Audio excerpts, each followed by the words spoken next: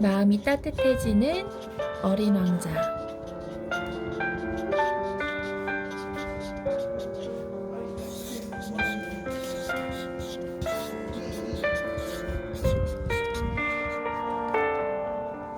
두 번째 이야기. 얼마 지나지 않아 나는 그 꽃에 대하여 더 잘 알게 되었습니다. 어리 왕자의 별에는 아주 단순하고 꽃잎이 한 겹뿐인 꽃들이 있었습니다. 이 꽃들은 별로 자리를 차지하지도 않았고 귀찮게 굴지도 않았습니다. 아침에 풀 속에서 피어났다가 저녁이면 조용히 사라지곤 했습니다. 그러던 어느 날 아무도 알 수 없는 씨에서 새로운 꽃이 자라났습니다. 어린 왕자는 다른 꽃들과 다른 이 작은 싹을 유심히 살펴보았습니다. 어쩌면 새로운 종류의 바오밥 나무인지도 모른다고 생각했습니다. 그렇지만 그 싹은 작은 나무가 되자 더 이상 자라지 않고 꽃을 피우기 시작했습니다. 커다란 꽃봉오리가 맺히는 것을 보고 어린 왕자는 깜짝 놀랄 만큼 아름다운 것이 나타나리라고 생각했습니다. 그러나 꽃은 녹색의 방에서 아름다워지기 위한 화장만 하고 있었습니다. 정성 들여 빛깔을 고르고 천천히 옷을 입으면서 꽃잎을 하나하나 다듬고 있었습니다. 개양비기처럼 거칠게 털이 나고 쭈글쭈글한 얼굴로 세상에 나오기는 싫었던 모양입니다. 가장 아름답게 단장되었을 때 빛나도록 아름다운 모습으로 세상에 나오고 싶었던 것입니다. 정말 멋을 부리는 꽃이었습니다. 그 꽃은 며칠 동안 계속 치장만 했습니다. 그러던 어느 날 아침 막 해가 솟아오를 때였습니다. 그처럼 정성스레 치장을 한 꽃은 그만 하품을 하며 얼굴을 내밀었습니다. 겨우 깨어났구나. 어머, 미안해요. 아직 머리도 빗지 않았는데. 그러나 어린 왕자는 감탄하며 말했습니다. 정말 아름답군요. 그래요? 고마워요. 꽃은 속삭이듯이 대답했습니다. 난 해와 함께 태어났어요. 어린 왕자는 이 꽃은 겸손하지 않구나 하고 생각했습니다. 그러나 너무나 아름다운 모습에 이내 정신을 다 빼앗겨 버렸습니다. 어머, 아침 식사 시간이군요. 제게도 뭘 좀 주시지 않겠어요? 어린 왕자는 잠시 당황했지만 방금 길어온 물을 가져다가 꽃에게 뿌려주었습니다. 꽃은 피자마자 자기가 예쁘다는 것을 뽐내면서 어린 왕자를 괴롭히기 시작했습니다. 그러면서 조금도 미안해하지 않았습니다. 어느 날은 자기가 가지고 있는 4개의 가시에 대해 어린 왕자에게 이렇게 말하기도 했습니다.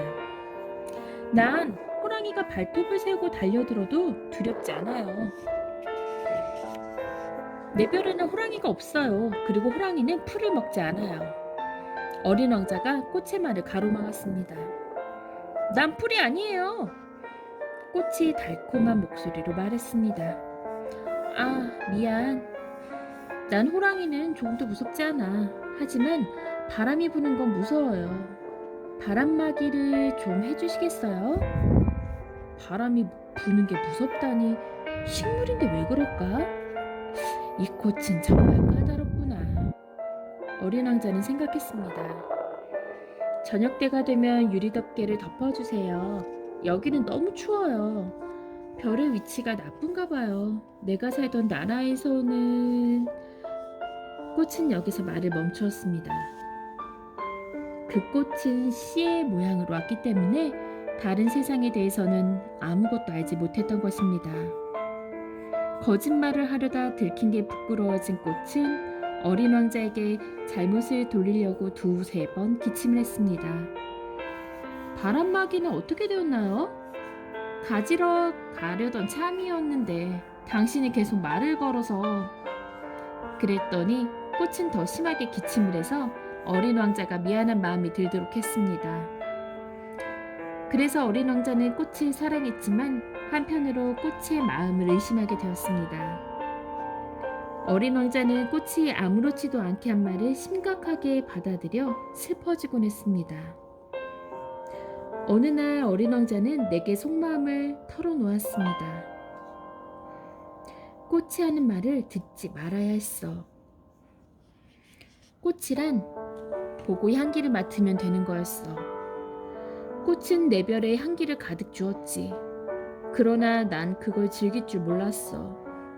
꽃이 발톱 이야기를 할 때에도 언짢을 게 아니라 가엾게 생각했어야 하는 건데. 어린 왕자는 계속해서 자신이 생각한 바를 이야기했습니다. 나는 그때 아무것도 몰랐어. 꽃이 하는 말에 귀 기울이지 말고 그 꽃의 행동을 보고 판단했어야 했어. 그 꽃은 내게 향기를 주었고 내 마음을 환하게 해주었어. 나는 어떤 일이 있어도 꽃으로부터 달아나지 않았어야 했는데 그 사소한 불평들은 꽃이 나를 좋아하기 때문에 하는 말이라는 걸 눈치챘어야 했어. 꽃들은 자기 마음을 정직하게 말하지 않거든.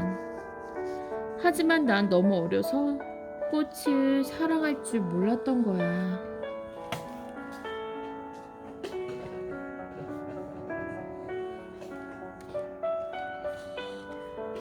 나는 철 따라 옮겨 사는 철새를 이용하여 어린 왕자가 고향의 별을 떠났을 것이라고 생각합니다.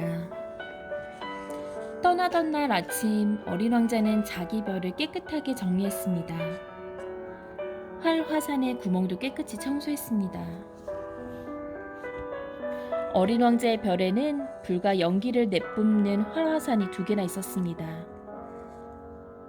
그래서 아침 식사를 데우기가 무척 편했습니다. 그리고 불 꺼진 휴화산도 하나 있었습니다. 지금은 휴화산이긴 하지만 어린 왕자의 말대로 언제까지나 폭발하지 말란 법은 없습니다. 그래서 어린 왕자는 휴화산도 대청소를 했습니다.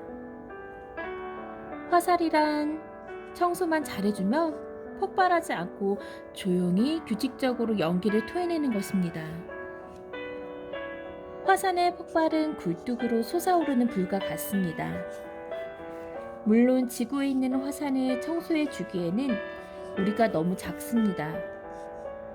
그래서 지구의 화산은 우리에게 많은 불안 안겨줍니다. 어린 왕자는 요즘 생겨난 바오밥 나무의 싹을 슬픈 마음으로 뽑아냈습니다. 이제 다시 돌아오지 않을 작정이었던 것입니다. 그날 아침에는 언제나 똑같이 해온 그 모든 일들이 유난히 우울하게 느껴졌습니다. 마지막으로 꽃에 물을 주고 유리덮개를 씌워주려고 했을 때는 금방이라도 눈물이 쏟아질 것 같았습니다. 잘 있어요. 어린 왕자가 꽃에게 말했습니다. 그렇지만 꽃은 아무 말도 하지 않았습니다. 잘 있어요. 어린 왕자가 되풀이해서 말했습니다. 꽃은 기침을 했습니다. 하지만 감기가 들어서 기침하는 것은 아니었습니다. 내가 어리석었어요. 꽃은 가까스로 어린 왕자에게 말했습니다. 미안해요. 행복하세요. 어린 왕자는 꽃이 화를 내지 않는 것을 보고 놀랐습니다.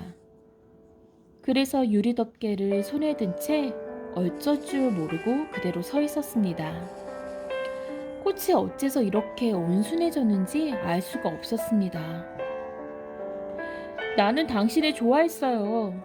당신이 그 사실을 전혀 몰랐던 건 내 잘못이에요. 하지만 그런 건 아무래도 좋아요. 나도 그렇지만 당신 역시 바보였어요. 행복하세요.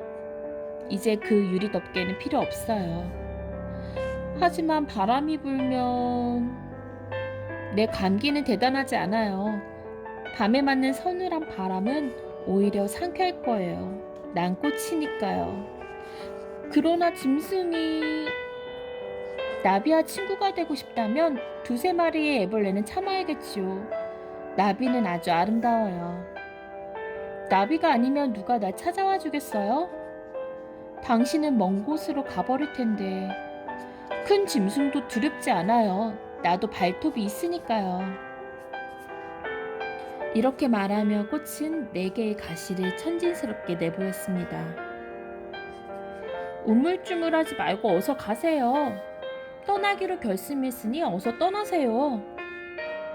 꽃은 자기의 우는 모습을 어린 왕자에게 보이고 싶지 않아서 그렇게 말했던 것입니다. 그만큼 자존심이 강한 꽃이었습니다.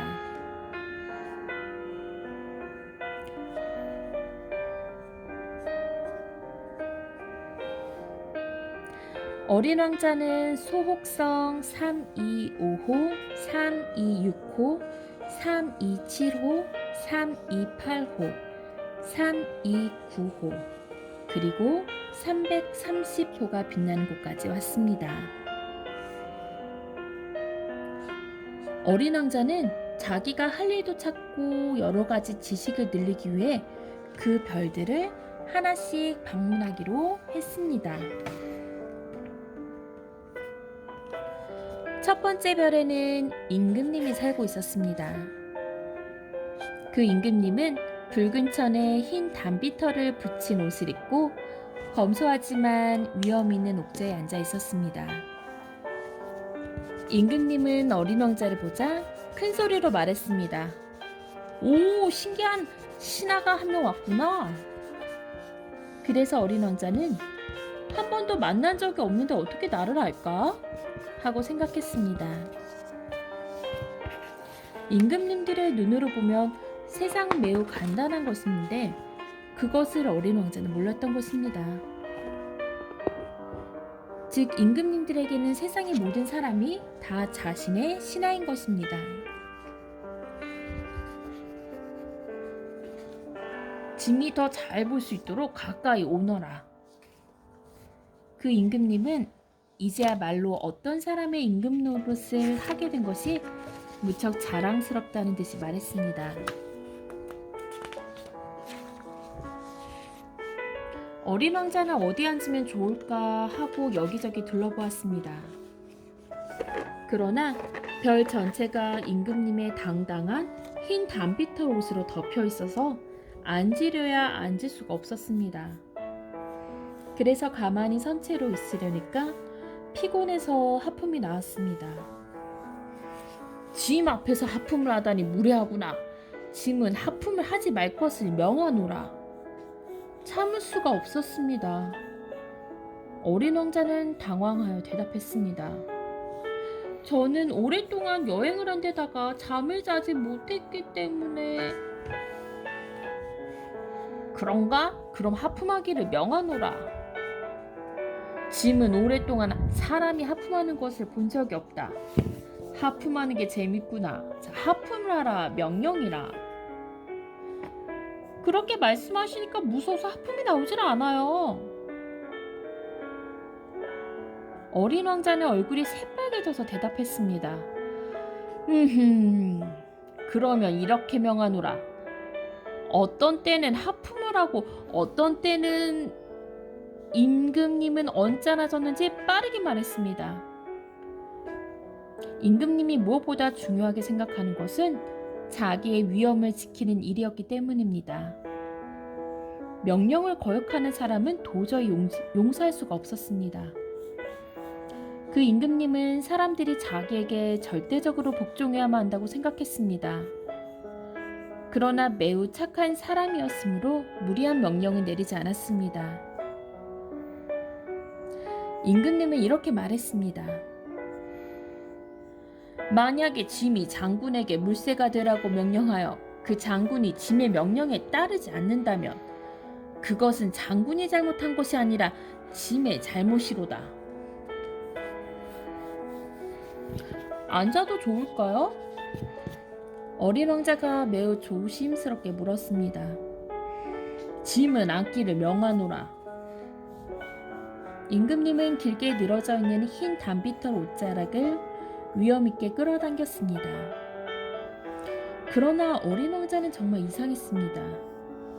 이렇게 작은 별에서 임금님은 도대체 무엇을 다스리는 것인지 알 수가 없기 때문입니다. 임금님, 질문 하나 해도 되겠어요? 짐에게 질문할 것을 명하노라. 임금님은 어린 왕자를 안심시키려고 서둘러 대답했습니다. 임금님은 무엇을 다스리고 계시나요? 그야 모든 것이지. 임금님은 천천히 자신의 별과 다른 별을 쭉 가리켜 보았습니다. 저 별들 모두를 말인가요? 저 별들 모두지. 임금님이 대답했습니다. 임금님은 자기 별을 다스릴 뿐 아니라 온 우주를 다스리는 임금님이기도 했던 것입니다. 그런 별들이 모두 임금님의 명령에 복종하나요? 그렇고 말고 그들은 즉각 복종을 하지. 짐은 규율을 어기는 것을 용서하지 않노라. 어린 왕자는 굉장한 권력을 가진 임금님이구나 하고 감탄했습니다. 그리고 만약 자기에게 이런 권력이 있다면 별에게 명령하여 의자를 움직이지 않고도 해지는 걸 43번이나 아니라 72번, 100번, 200번이라도 볼 수 있겠다고 생각했습니다. 어린 왕자는 자신이 버리고 온 작은 별에 대한 추억 때문에 슬퍼졌습니다. 그는 용기를 내어 임금님에게 부탁했습니다. 저는 해지는 걸 보고 싶어요. 해에게 들어가라고 명령을 내려주세요. 만일 짐이 어떤 장군에게 나비처럼 꽃으로 날아다니거나 슬픈 작품을 쓰라고 한다거나 물새가 되라고 명령했다고 하자. 그럼에도 불구하고 그 장군이 내 명령을 실행하지 않았다면 그건 누구의 잘못일까? 그야 물론 임금님의 잘못이지요. 어린 왕자는 자신있게 말했습니다. 옳도다. 사람에게는 각자 그 사람이 할 수 있는 일을 시켜야만 하느니라. 임금이란 무엇보다도 백성들을 괴롭히지 않아야 하느니라. 만약 임금이 백성에게 바다에 뛰어들라고 명령한다면 복종은커녕 반란을 일으킬 것이니라. 짐이 모두를 복종시킬 권리를 갖는 것은 무리한 명령을 내리지 않기 때문이니라. 그러면 제가 해지는 걸 보고 싶다고 한 것은요? 한번 묻기 시작하면 끝까지 파고드는 어린 왕자가 다시 물었습니다. 물론 해지는 광경을 보여주겠노라. 짐이 명령하겠노라. 그러나 해가 짐의 명령을 따를 수 있을 때까지 기다리겠노라. 그것이 나의 정치하는 요령이니라. 그때가 언제인데요? 어린 왕자가 물었습니다. 임금님은 커다란 달력을 보며 헛기침을 하고 대답했습니다.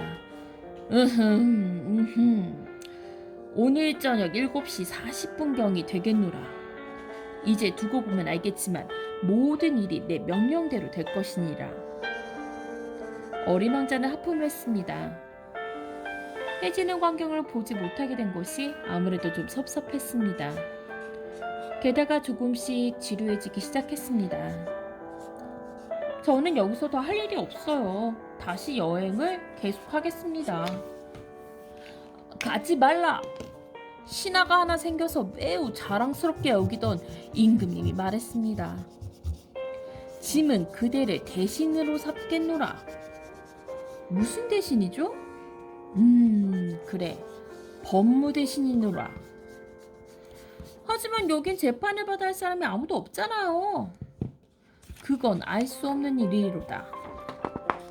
짐은 아직 짐의 왕국을 돌아본 일이 없노라. 짐은 너무 늙었고 마차를 타고 다닐 자리도 없고 걸어 다니는 건 힘이 드노라. 하지만 저는 아까부터 살펴보았어요. 어린 왕자는 별의 반대쪽을 다시 한번 쳐다보고는 말했습니다. 이쪽처럼 그쪽 역시 아무도 없었어요. 그러면 그대 자신을 재판하도록 하라. 자기 자신을 재판하는 것이 가장 어려운 일이니라. 만약 그대가 올바르게 그대 자신을 재판할 수 있다면 그대는 정말로 슬기로운 사람이니라. 그렇군요. 하지만 자기 자신을 심판하는 일은 어디서나 할 수 있는 일이니까 꼭 여기 있을 필요는 없겠지요. 그만 떠나겠어요. 그렇다면 이별 어딘가에 늙은 쥐가 한 마리 있노라. 밤이면 그 소리가 들리노라. 그대는 늙은 쥐를 재판할 수 있노라. 가끔 사형 선고를 내릴 수 있노라. 그러면 그 쥐의 생명은 그대 손에 달려있노라. 그러나 곧바로 용서해 주어 그 쥐를 죽이지 않도록 하라. 한 마리밖에 없음이로다. 전 사형 선고 내리는 거 좋아하지 않아요. 이제 떠나야겠습니다. 아니, 가지 말라. 임금님이 말했습니다. 어린 왕자는 이미 떠날 준비를 다 했지만 그래도 늙은 임금님을 슬프게 하고 싶지 않아서 이렇게 말했습니다. 임금님의 명령에 복종하게 하려면 저에게 복종할 수 있는 명령을 내려주십시오. 이를테면 저에게 1분 안에 떠나라고 명령을 내려주세요. 지금이 가장 적당한 때인 것 같은데요. 임금님은 아무런 대꾸도 하지 않았습니다. 그래서 어린 왕자는 잠시 주저했지만 한숨을 쉬며 작별을 고했습니다. 임금님은 허둥대며 큰 소리로 말했습니다. 짐은 그대를 대사로 명하노라. 임금님은 모든 것이 자기 마음대로 되는 것처럼 위험에 찬 모습이었습니다.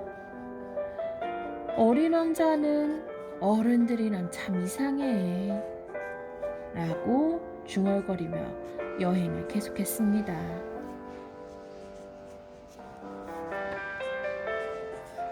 두 번째 별에는 자기가 대단히 잘났다고 생각하는 사람이 살고 있었습니다. 아, 저기 나를 숭배하는 자가 오는구나. 어린 왕자가 오고 있는 것을 보자 그는 멀리서부터 소리쳤습니다. 자만에 차 있는 사람들은 다른 모든 사람들이 자기를 숭배하고 있다고 생각하기 때문입니다. 안녕하세요. 아저씨는 참 이상한 모자를 쓰고 계시는군요. 이건 인사를 하기 위한 모자란다. 사람들이 내게 환호를 할 때 답례하기 위한 모자지. 그런데 불행하게도 이리로 지나가는 사람이 아무도 없구나. 아, 그래요? 그렇게 말은 했지만 어린 왕자는 그 자만에 찬 사람이 무슨 말을 하는지 이해할 수가 없었습니다. 소벽을 쳐봐. 자만에 찬 사람이 어린 왕자에게 말했습니다. 어린 왕자는 손뼉을 쳤습니다. 자만에 찬 사람은 모자를 들어 공손히 인사를 했습니다. 이건 임금님을 찾아간 것보다 훨씬 재밌는데? 어린 왕자는 다시 손뼉을 쳤습니다. 자만에 찬 사람도 다시 모자를 벗어들고 인사를 했습니다. 5분쯤 계속해서 박수를 치던 어린 왕자는 곧 실증이 났습니다. 어떻게 해야 모자가 떨어지죠? 그러나 자만에 찬 사람은 어린 왕자의 말을 듣지 못했습니다. 자만에 찬 사람에게는 칭찬의 말만 들리는 법입니다. 넌 진심으로 나를 숭배하니? 자만에 찬 사람이 물었습니다. 숭배한다는 게 뭔데요? 숭배한다는 것은 네가 나를 이 별에서 가장 잘생겼고 가장 좋은 옷을 입고 있을 뿐 아니라 제일 가는 부자고 똑똑한 사람이라고 생각하는 거야. 그러나 이 별엔 아저씨 혼자밖에 없잖아요. 제발 날 기쁘게 해주렴. 어쨌든 나를 숭배해다오. 아저씨를 숭배해요. 하지만 그게 아저씨에게 무슨 의미가 있죠? 어린 왕자는 머리를 갸웃거리며 별을 떠났습니다. 어른들이란 정말 이상해. 어린 왕자는 내내 이런 생각을 하면서 여행을 계속했습니다. 다음 별에는 술꾼이 살고 있었습니다. 술꾼과의 만남은 짧았지만 어린 왕자를 몹시 슬프게 했습니다. 술꾼은 빈 술병과 술이 가득 들어있는 술병을 앞에 쭉 늘어놓고 말없이 앉아 있었습니다. 뭘 하고 계세요? 어린 왕자가 물었습니다. 술을 마시고 있지. 술꾼은 금방이라도 울음을 터뜨릴 듯한 얼굴로 대답했습니다. 왜 술 같은 거 마셔요, 아저씨? 어린 왕자가 묻자 술꾼이 말했습니다. 잊어버리려고. 무얼 잊는다는 거죠? 어린 왕자는 술꾼이 불쌍해져서 물었습니다. 부끄러움을 잊기 위해서야. 술꾼은 고개를 떨구면서 나직이 고백했습니다. 뭐가 부끄러운데요? 어린 왕자는 술꾼을 도와주고 싶어서 끈질기게 물었습니다. 술 마시는 게 부끄럽다는 거야. 그 말을 마치고 술꾼은 입을 굳게 다물었습니다. 어린 왕자는 어리둥절해서 그 별을 떠났습니다. 어른들은 확실히 이상해. 어린 왕자는 이렇게 생각하며 다시 여행을 계속했습니다. 네 번째로 방문한 별은 사업가의 별이었습니다. 이 사람은 너무나 일에 몰두하고 있어서 어린 왕자가 왔는데도 고개조차 들지 않았습니다. 안녕하세요, 아저씨. 담뱃불이 꺼졌어요. 어린 왕자가 인사를 했습니다. 셋에다 둘을 더하면 다섯, 다섯에다 일곱을 더하면 12, 열둘에다 셋을 더하면 15. 안녕? 15하고 7이면 22, 22에다 6을 더하면 28. 담뱃불을 붙일 시간도 없구나. 26에 5이면 31. 휴, 그러니까 5억 162만 2731이구나. 무엇이 5억인가요? 응? 너 아직도 거기 있었니? 5억 100만 그리고 뭐더라? 나는 매우 바빠. 아주 중요한 일 하고 있거든. 2 더하기 5은 7. 무엇이 5억 100만이라는 거예요? 한번 묻기 시작하면 그걸 잊어버리는 일도 없는 어린 왕자가 되풀이해서 물었습니다. 사업가는 할 수 없이 머리를 들고 어린 왕자를 쳐다보았습니다. 나는 54년 동안 이별해서 살아왔지만 내 일을 방해받은 적은 딱 3번뿐이야. 그 첫 번째는 22년 전인데 어디선지 풍뎅이가 날아와 떨어지는 바람에 시끄러워서 더하기를 4번이나 틀렸어. 두 번째는 11년 전이었어. 신경통이 너무 심해져서 앉을 수도 없고 설 수도 없었지. 그리고 세 번째가 바로 지금이야. 그런데 내가 지금 5억 100만이라고 했었지? 무엇이 5억이냐니까요? 사업가는 도저히 어린 왕자의 질문에서 벗어날 수 없다는 것을 알았습니다. 이따금 하늘에 보이는 저 작은 것들 말이야. 파리? 아니, 반짝반짝 빛나는 작은 물건이야. 게으름뱅이들이 공상을 하며 시간을 보내는 작은 금빛 물건이란다. 하지만 나는 중대한 일을 하고 있어서 공상에 잠길 시간이 없단다. 아, 아저씨 별 말이군요? 그래, 맞았어. 별들 말이다. 5억 개의 별로 뭘 하시는데요? 5억 162만 2731개지. 난 중대한 일을 하고 있고 정확한 사람이야. 하지만 그 많은 별들로 뭘 하죠? 뭘 하긴, 그냥 가지고 있는 거야. 별을 가지고 있다고요? 그럼. 하지만 난 이미 임금님을 한번 보았는데 임금님은 소유하지 않고 통치하는 거야. 그건 아주 다르단다. 아저씨는 왜 별을 가지고 있어요? 별을 가지면 부자가 되니까. 왜 부자가 되고 싶어요? 부자가 되면 누군가 또 다른 별을 발견했을 때 그 별을 살 수 있지. 이 아저씨도 술꾼처럼 이야기하는구나. 어린 왕자는 여러 가지를 더 물었습니다. 어떻게 하면 별을 가질 수 있죠? 별들이 누구의 것이겠니? 사업가는 짜증스러운 목소리로 되물었습니다. 나는 잘 모르지만 누구의 것도 아니라고 생각해요. 그러니까 그건 내 것이야. 내가 가장 먼저 별을 가질 생각을 했으니까 말이야. 생각하는 것만으로 아저씨 것이 되는 거예요? 물론이지. 네가 주인 없는 다이아몬드를 발견했다면 그건 당연히 내 것이다. 누구의 것도 아닌 섬을 발견했다면 그것도 내 것이다. 또 내가 처음으로 어떤 좋은 생각을 해냈다면 너는 그것으로 특허를 내는 거야. 그러면 그 생각은 자기 것이 되는 거지. 그러므로 별은 내 것이다. 별을 가지려는 생각을 나보다 먼저 한 사람은 아무도 없거든. 그도 그렇군요. 그런데 아저씨는 별을 가져서 뭘 하려는 거죠? 어린 왕자가 또 물었습니다. 나는 별들을 관리한단다. 얼마나 가지고 있는지 세어보고 또 세어보는 거야. 그건 아주 힘든 일이지만 난 아주 빈틈없는 사람이니까. 이렇게 설명을 듣고도 어린 왕자는 도무지 이해할 수가 없었습니다. 나는 목도리를 하나 가지고 있는데 언제나 목에 두르고 있어요. 꽃이 내 것이라면 그 꽃을 따서 어디든지 가지고 갈 수 있지요. 하지만 별을 딸 수는 없잖아요. 그야 그렇지. 그러나 은행에 맡길 수는 있지. 그건 또 무슨 뜻이에요? 조그만 종이에 내 별의 수를 적는 거야.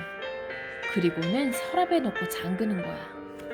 그건 재밌겠다. 시적인 것 같기도 하고 그러나 중요한 일은 아닌 것 같아. 어린 왕자는 생각했습니다. 어린 왕자가 중요한 일이라고 생각하는 일은 어른들이 중요한 일이라고 생각하는 일과는 아주 달랐습니다.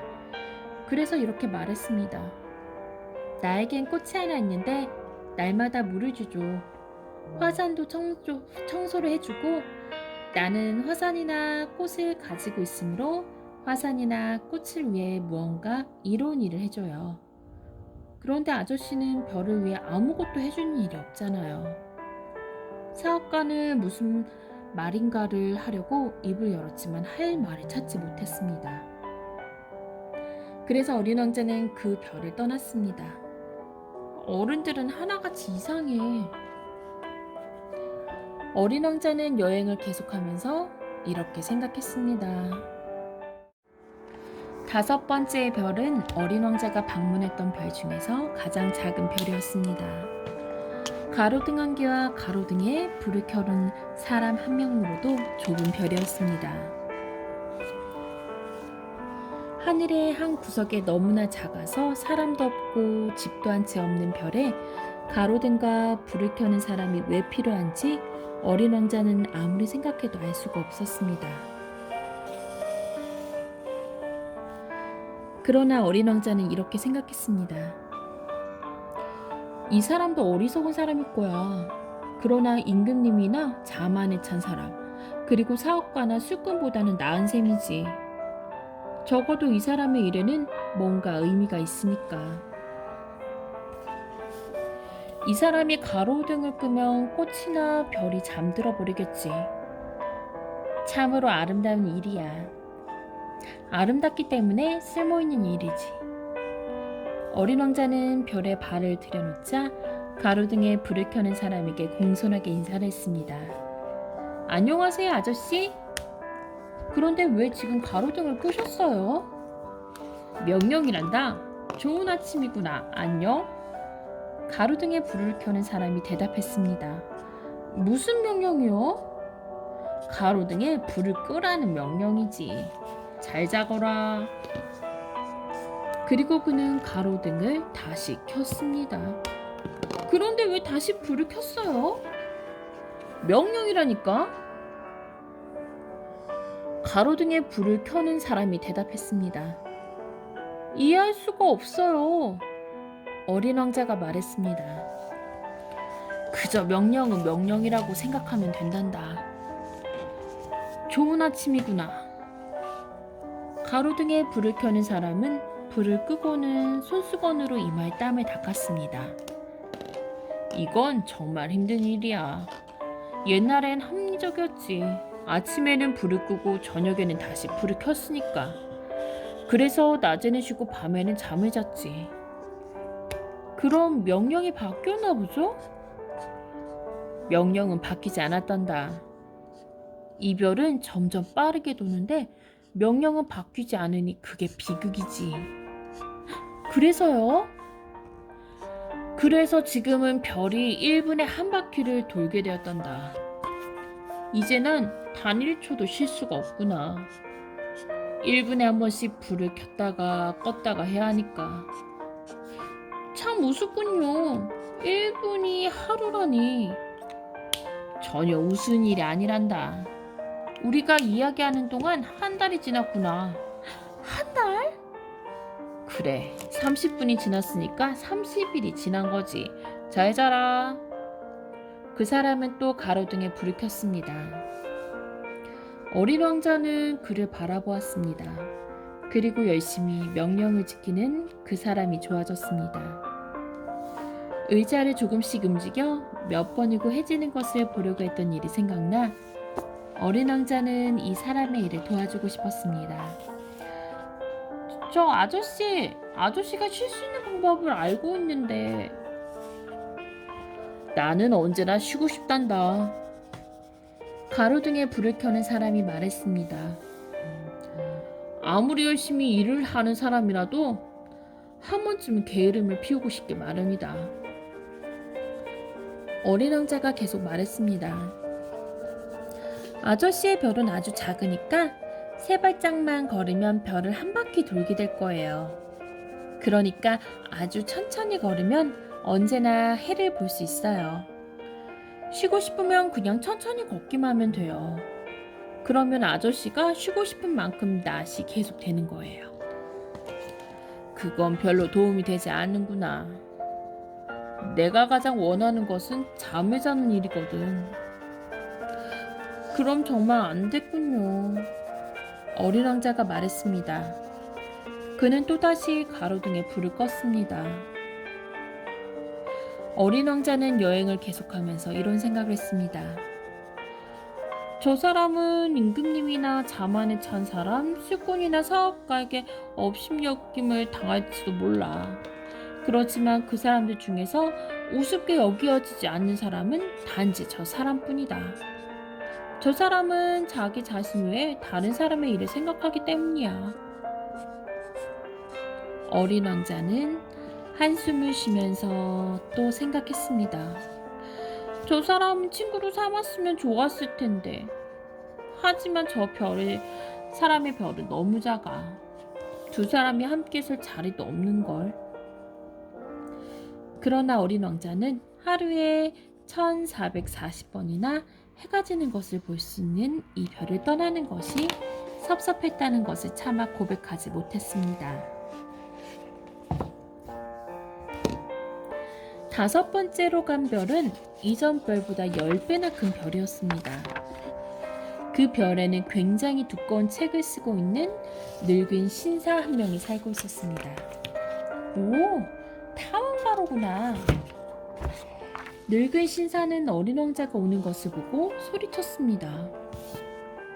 어린 왕자는 탁자 위에 걸터 앉아 숨을 가쁘게 내쉬었습니다. 그는 상당히 긴 여행에 조금 지쳤던 것입니다.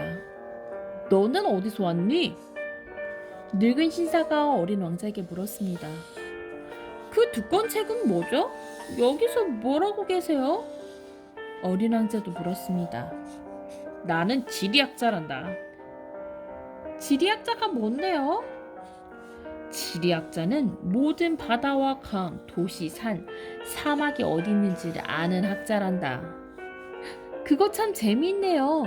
이거야말로 진짜 일다운 일이군요. 어린 왕자는 이렇게 말하며 주위를 둘러보았습니다. 지금까지 한 번도 본 적이 없는 멋있는 별이었습니다. 할아버지의 별은 정말 아름답군요. 이 별에는 어떤 바다가 있나요? 난 잘 모른다. 지리학자가 말했습니다. 그래요? 어린 왕자는 조금 실망했지만 다시 물었습니다. 그럼 산은 어떤 곳이 있죠? 그것도 몰라. 지리학자가 말했습니다. 그럼 도시나 강이나 사막은요? 그것도 몰라. 하지만 할아버지는 지리학자라면서요. 그야 그렇지. 하지만 난 탐험가가 아니란다. 지리학자와 탐험가는 다르지. 지리학자는 여기저기 돌아다니지 않는단다. 아주 중요한 일을 하고 있기 때문에 그런 데를 돌아다닐 틈이 없어. 늘 책상에 앉아서 탐험가를 맞이하기 때문이지. 탐험가가 와서 여러 가지를 보고하면 그 이야기를 기록해 두는 거야. 그리고 그의 이야기가 재밌으면 지리학자는 그 탐험가가 성실한 사람인지를 조사한단다. 왜요? 만약 탐험가가 거짓말한다면 지리책이 엉뚱하게 되어버리니까 또 술을 많이 마시는 탐험가가 또 안 되지. 그건 또 왜요? 취한 사람은 모든 게 두려워 보이거든. 그러니까 술주정뱅이의 말을 그대로 믿으면 지리학자는 하나밖에 없는 곳에 2개의 산을 적어놓을 거란 말이야. 전 좋지 못한 탐험가가 될 만한 사람을 알고 있어요. 그럴 수도 있지. 그래서 지리학자는 훌륭한 탐험가라고 생각하면 그 사람이 발견한 곳을 조사한단다. 직접 가보시나요? 아니, 가지는 않는다. 그건 아주 성가신 일이니까 그 대신 탐험가에게 증거를 보여달라고 하지. 예를 들어 큰 산을 발견했다면 큰 돌을 몇 개 가져오라고 한단다. 이렇게 말하고 나더니 지리학자는 갑자기 흥분해서 소리쳤습니다. 넌 먼 곳에서 왔으니 훌륭한 탐험가다. 네가 살고 있던 별에 대해서 얘기해주지 않겠니? 지리학자는 기대에 찬 얼굴로 말했습니다. 저의 별은 별로 특별한 건 없어요. 화산이 3개 있어요. 활화산이 2개, 휴화산이 1개예요. 하지만 언제 다시 폭발할지 알 수가 없어요. 그야 알 수 없지. 지리학자가 말했습니다. 그곳엔 꽃도 한 송 있어요. 우리 지리학자는 꽃 이야기 같은 거 쓰지 않는단다. 왜요? 꽃은 무척 아름다운데요? 꽃이란 일시적인 것이거든. 일시적이라니요? 지리책은 모든 책 중에서 가장 귀중한 책이다. 이것은 한 번 쓰면 절대로 변하지 않거든. 산이 위치를 바꾸는 일도 거의 없고 큰 바닷물이 다 말라버리는 일도 거의 없지. 우리는 영원한 것만 기록한단다. 어린 왕자는 지리학자의 말을 가로막으며 물었습니다. 하지만 잠자는 화산이 언젠가는 잠에서 깰 수도 있잖아요. 그런데 일시적이라는 게 뭐죠? 활화산이든 휴화산이든 우리에겐 마찬가지다. 우리에게 중요한 것은 산이란다. 산은 변하지 않으니까. 그런데 일시적이라는 게 무슨 뜻이냐니까요. 한번 물어본 것에 대해서는 그냥 지나친 적이 없는 어린 왕자가 되풀이해서 물었습니다. 그건 얼마 안 가서 사라져 없어진다는 뜻이다. 그럼 내 것도 얼마 안 가서 사라져 없어지나요? 물론이지. 아, 내 꽃은 일시적인 존재였구나. 자기 몸을 보호할 수 있는 무기라고는 4개의 가시밖에 없는데 나는 그 꽃을 별에 혼자 내버려 두고 왔어. 어린 왕자는 처음으로 꽃을 별에 두고 떠나온 것을 후회했습니다. 그러나 그는 다시 한번 기운을 내어 물었습니다. 할아버지 생각으로는 제가 이제 어느 별을 가봤으면 좋겠어요? 지구라는 별에 가보렴. 아주 유명한 별이니까. 지리학자가 말했습니다. 어린 왕자는 멀리 남겨두고 온 자기의 꽃을 생각하면서 길을 떠났습니다. 그래서 어린 왕자가 7번째로 찾아온 별이 지구였습니다. 지구는 다른 별과 전혀 다릅니다. 지구에는 111명의 임금님과 7,000명의 지리학자, 90만 명의 사업가, 750만 명의 술꾼, 그리고 3억 1,100만 명의 자만에 찬 사람들 합쳐 약 20억의 어른들이 살고 있습니다. 전기가 발명되기 전까지는 6대륙 전체에 46만 2,511명이라는 많은 수의 가로등에 불 켜는 사람이 있었다는 이야기를 들으면 지구가 얼마나 큰지 짐작이 갈 것입니다. 좀 떨어진 곳에서 보면 그것은 멋있는 광경입니다. 이 많은 사람들의 움직임은 오페라 발레단의 무용수들처럼 질서 있게 보였습니다. 먼저 뉴질랜드와 오스트레일리아의 사람들이 나타나 가로등에 불을 켜고 사라집니다. 그러면 이번에는 중국과 시베리아의 가로등 켜는 사람들이 무대에 나타나 춤추기 시작합니다. 그리고 그 사람들이 손을 흔들며 무대 뒤로 사라지면 러시아와 인도의 가로등 켜는 사람들이 나타납니다. 그 다음에는 아프리카, 유럽, 그 다음에는 남아메리카와 북아메리카의 가로등에 불을 켜는 사람들이 차례로 나타납니다. 이런 식으로 그 사람들은 무대에 나오는 차례를 한 번도 틀리는 일이 없습니다. 참으로 장엄한 광경이었습니다. 다만 북극에 하나밖에 없는 가로등을 켜는 사람과 남극에 하나밖에 없는 가로등을 켜는 사람만이 한가로운 생활하고 있습니다. 그 두 사람은 1년에 2번밖에 일하지 않기 때문입니다.